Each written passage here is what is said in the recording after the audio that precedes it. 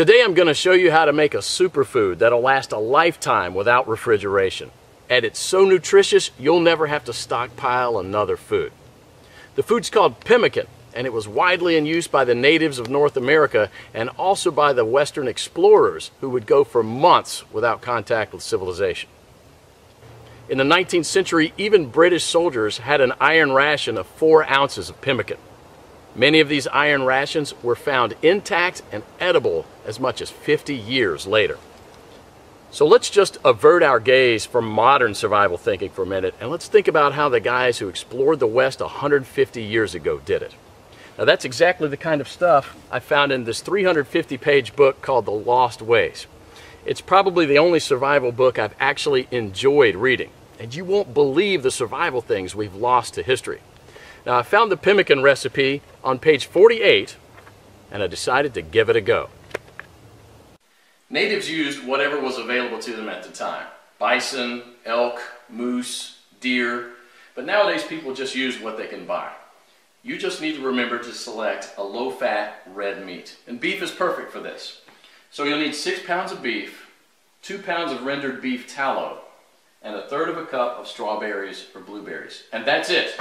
Don't include nuts, seeds, vegetable oils, grains, beans, or dairy products of any kind. Now the first step is to dry the meat and blueberries. First you need to slice the meat very thin. You can use a very sharp knife like this one, or you can keep the beef in the freezer a few hours before slicing it.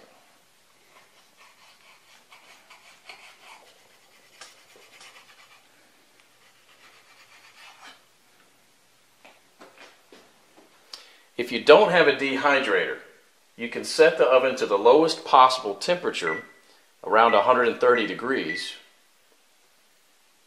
and put the strips of meat directly on the rack. So now place a tin foil on the right side of the rack and spread the blueberries out to dry with the meat.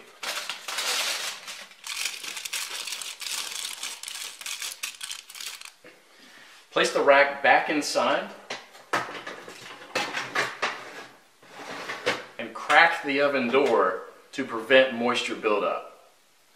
Let this dry for about 15 hours or until it's crispy. 150 years ago, people dried their meat by building a wooden pyramid over a small fire and hanging the meat slices on that. After 15 hours, this is what you should get. Toss it in the food processor until it becomes a powder.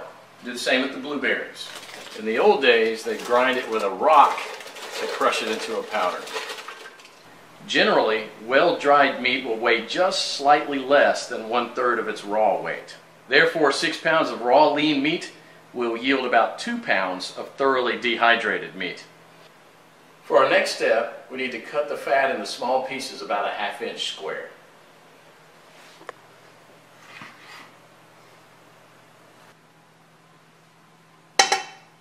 So place the fat in a pot on the stove and heat it up to a temperature between 225 and 250 degrees. Now, you don't gain anything from getting it any hotter than that other than destroying the fatty acids, which we want to do as little as possible. Now for the first 10 minutes you want to keep this on medium-high heat, and you want to stir it about every minute, and this will allow enough of the fat to be liberated to coat the bottom of the pot without burning the bottom of the fat. After about 10 minutes, you'll see a pool of fat forming on the bottom of the pot, which should be merrily boiling away. You can rest a little bit now and stir it maybe only every 5 minutes, just to keep things well mixed. After about 30 minutes, the liquid fat should have risen enough to cover the chunks, and it should look like a rolling boil. So as this liquid rises, you can go ahead and lower the temperature down to about 230. After about an hour, the major boiling action will have stopped, and there'll just be small bubbles rising from the fat. About 90% of the cracklings will be a chestnut brown in color. So use a strainer to separate these and set them aside with salt to enjoy as snacks later. They're really, really good.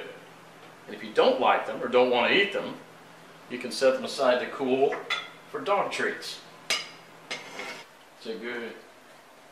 Oh, yes. Sammy, you want one? Come here. We now have to weigh the amount of ground meat and the amount of rendered animal fat. We have to have the same quantities, so you'll probably have to remove some of the excess fat. Place the remaining fat on the stove. Keep it about 120 degrees.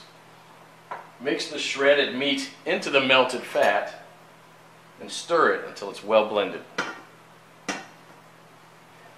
Then add the blueberries and mix it again. This is how it should look. The fat should be absorbed or coating the meat fibers. There should be very little or no liquid fat pooling in the bottom of the pot. Now, following the instructions from the Lost Ways, you can store it in Ziploc plastic bags and press flat, removing as much air as possible, and therefore preventing the fat from going rancid.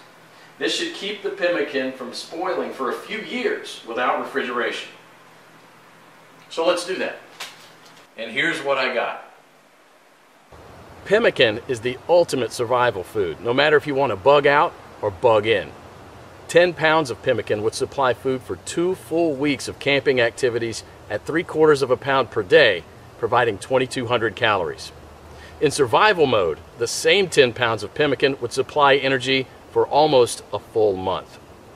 This was just one awesome chapter in the Lost Ways, but you won't believe the survival skills we've lost to history. And that's what this book is all about, saving our forefathers' skills. But I actually realized it's also about saving ourselves from the shallow world that we live in. Click below to find out how you can get your hands on one of the greatest books of this century.